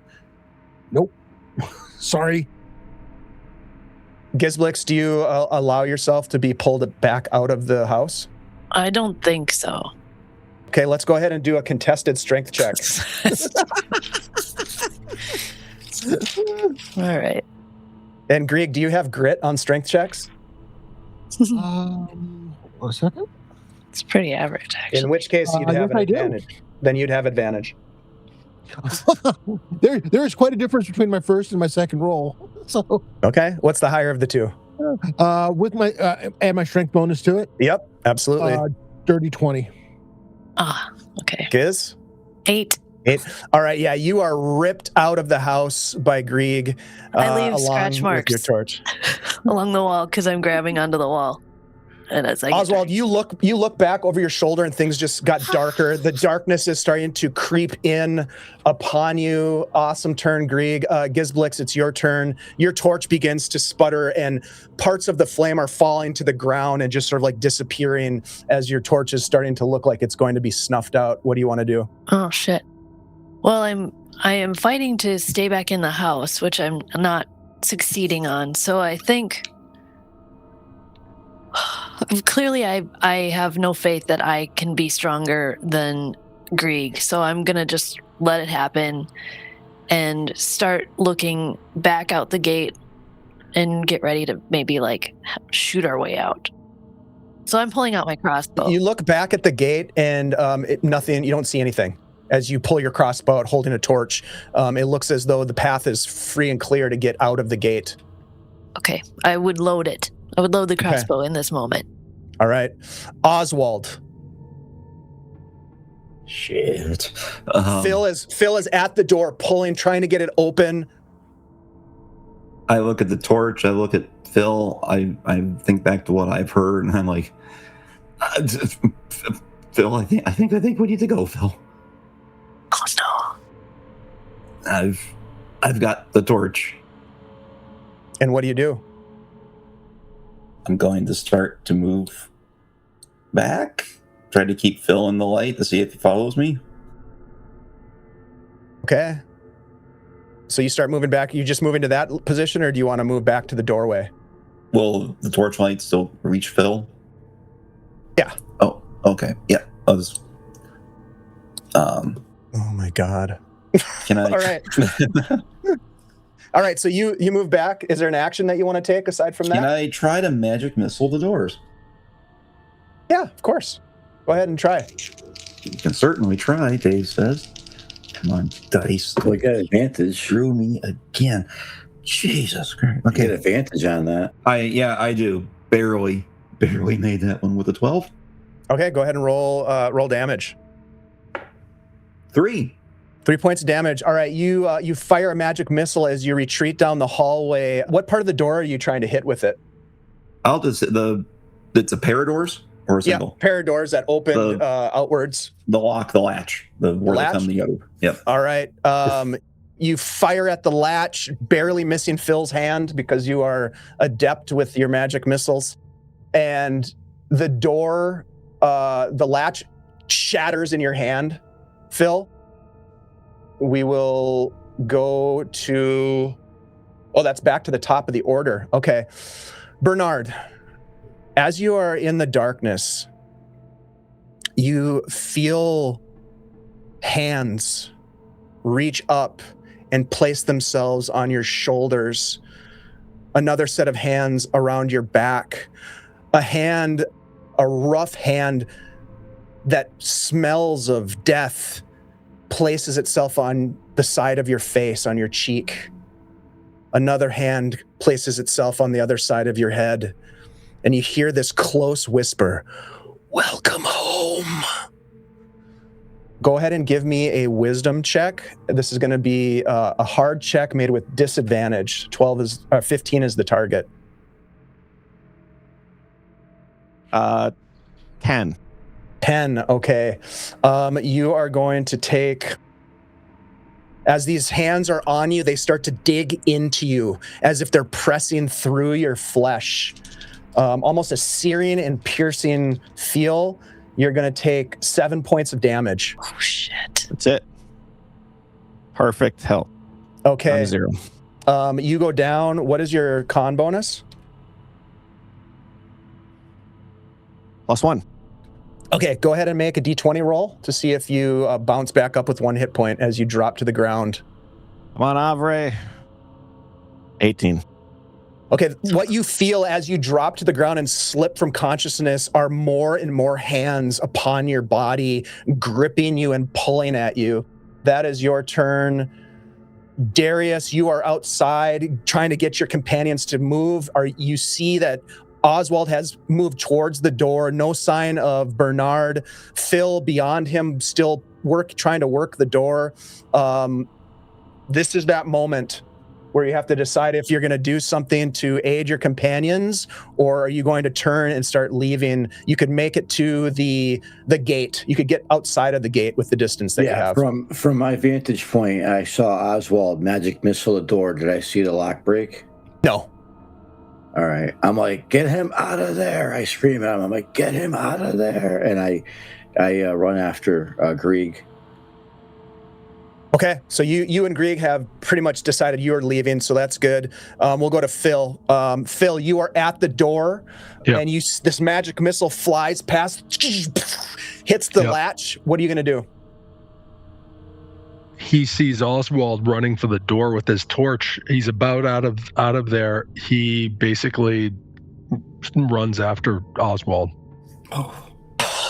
Okay, so you take off running. And oh fuck. Okay. Is this Vic revenge?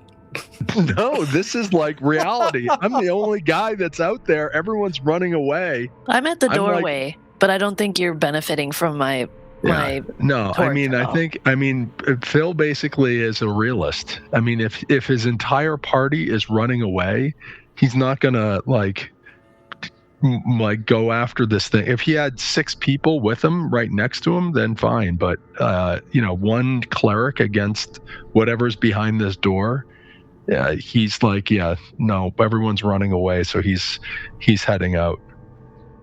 Okay, so you make it all the way back to the door, cross past the threshold. Grieg is running. Gizblix, you're standing there. You watch as Phil blasts out the door past you, running.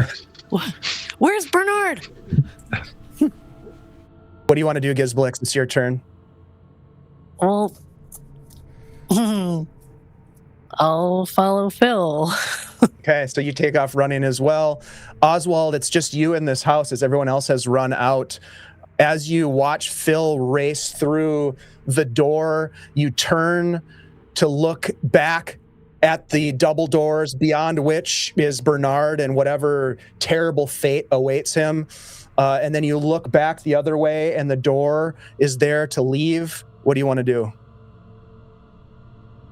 I'm going to have horrible survivor's guilt.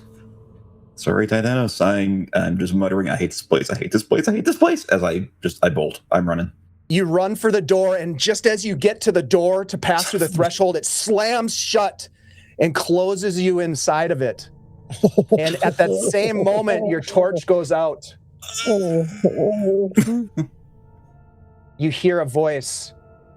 Leaving so soon? Yes. You reach around, you're trying to find the door. You drop the torch at your feet. You're reaching for the door, looking for the door. Go ahead and give me a wisdom. Actually, first of all, give me a fear check.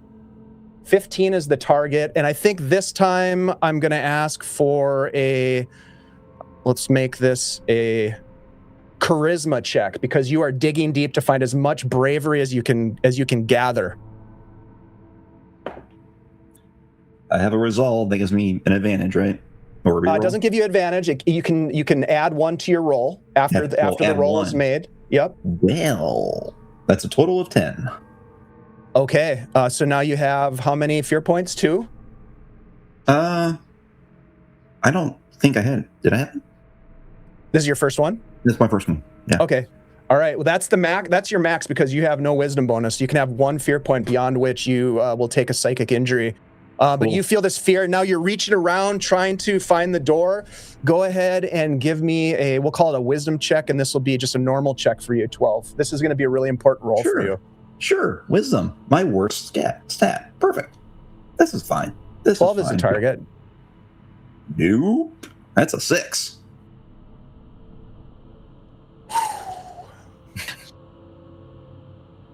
Bye. Phil, Darius, Grieg, Gisblix, as you race towards the front gate and beyond it, you look back and you see Oswald running for the door and then the door slamming shut before he reaches the threshold, and the little bit of light maybe streaming out from his torch is snuffed and extinguished.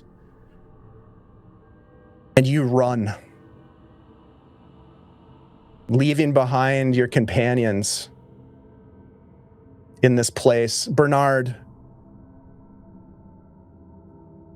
give me a feel for what is happening in your mind as you are being pulled towards the darkness.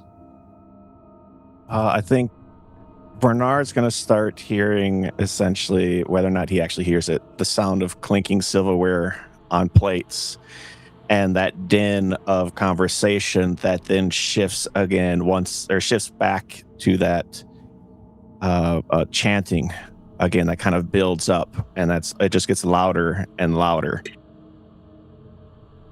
It grows in volume to the point where it is deafening, and then complete in utter silence as you feel this warm embrace. You have finally returned home.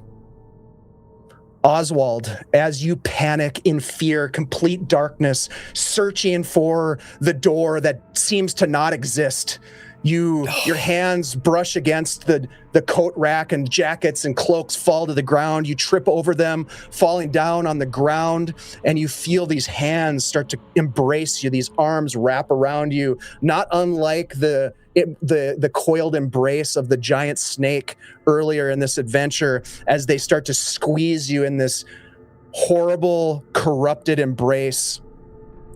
The fear overtaking you. What are some of those last moments that you have as you fade from life?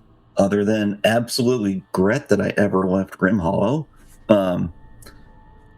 he's just trying to still just rationalize this with, just with his training and his background, but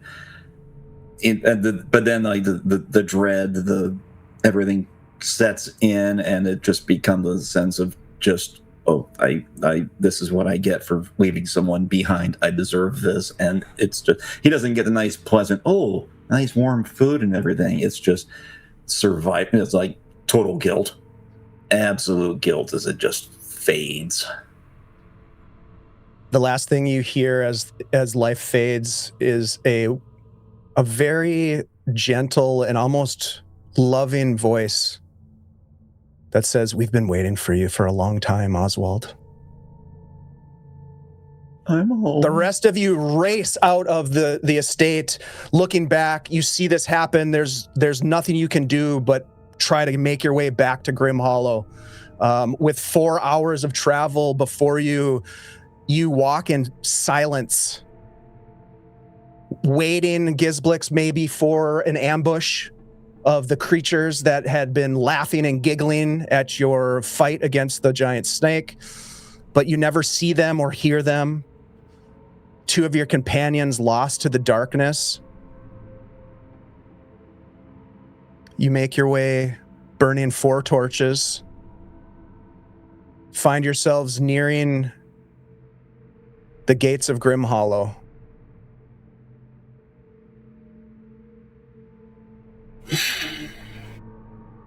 You have a moment to sort of reflect on what just happened before entering the gates.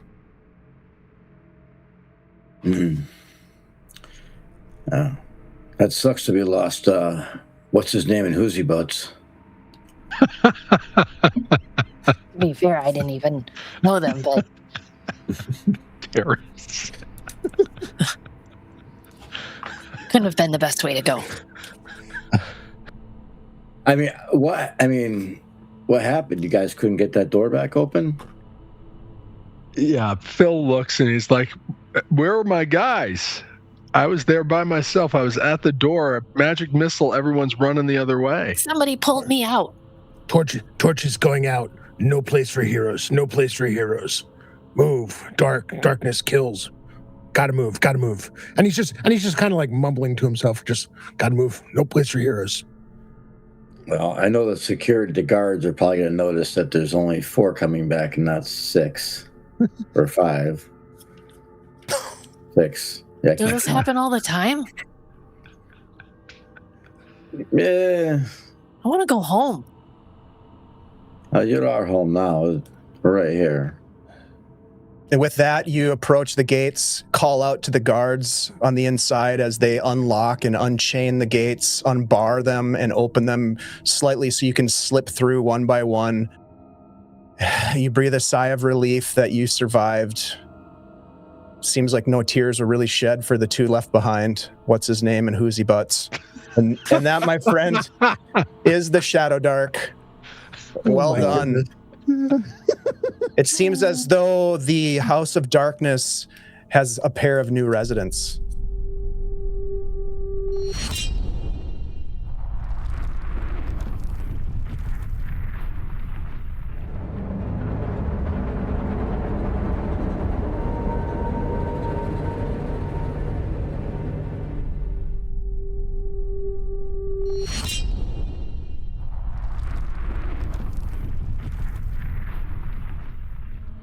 I wonder if this information will be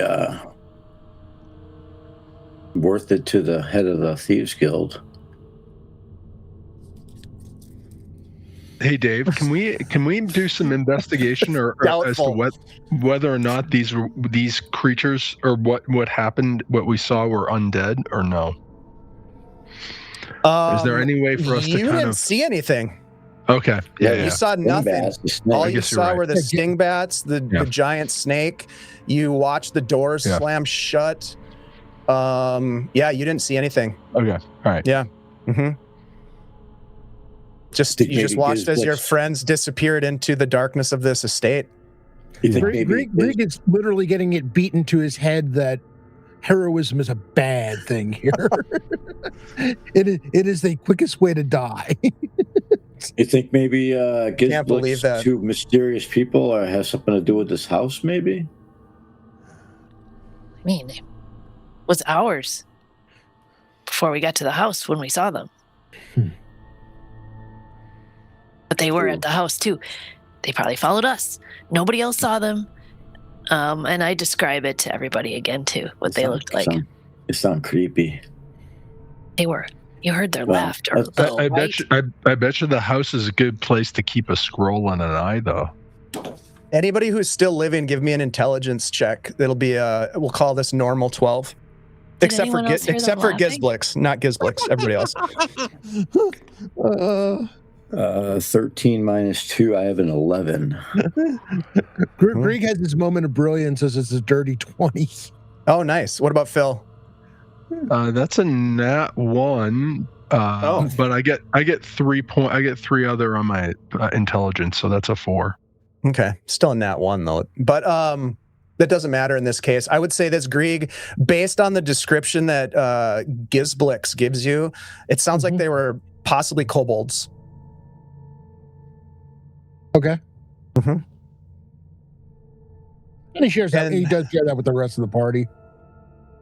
Yeah, and that is where we'll end this session. I mean, in all honesty, like that that shot with the magic missile that destroyed the latch, you would have been able to open the door, Phil, if you had tried. The door would have opened. That's why I started laughing when he said he ran away. Yeah, me too. I was like, okay. But the problem with that is that, like, it's not just opening the door; it's whatever's behind the door. That's There's exactly nothing right. That's exactly Bernard right. was And everybody else left. Everybody else ran. Yeah. So it's you were like, you were a man alone. I could fight this, whatever it was, by myself. But at some level, like if there was a whole party there, yeah, then fine. Then we open the door, we go in, we kill whatever's there, and we get Bernard. But even if the door's gonna open, like one cleric against whatever this horrible thing is, I guess if it's undead, that's the only thing I could think of that I could have maybe done a turn undead. And if I succeeded on the turn undead, then that would have been the only shot to be able to make this happen. Otherwise, it's like it would be a round or two before. And honestly, maybe Grieg and Darius and whatnot, they were already gone. That they wouldn't have been able. They were to already at the gate. Yeah. For Grieg's purposes, his decision to leave was made the moment the torches started going out inside the house. Yeah. Well, So that's the whole thing is. It would have taken me one whole turn just to get to that room and then get into the room and then deal with it and drag his ass out of there. But Bernard got real part adventurous. Bernard got real adventurous and went in there. I didn't really know what was going on either. I just kind of saw shadows. Don't leave the party. Don't be a hero. It's like I was trying to be polite. Knock on the door. Announce myself. For Grieg to see the table, it's like, of all the things I'm not doing, sitting at that table is the most I'm not doing. I had Two of us were 4 in the house dice already. rolls over 10 tonight. Oswald, and I liked that lantern. It was all bejeweled and everything.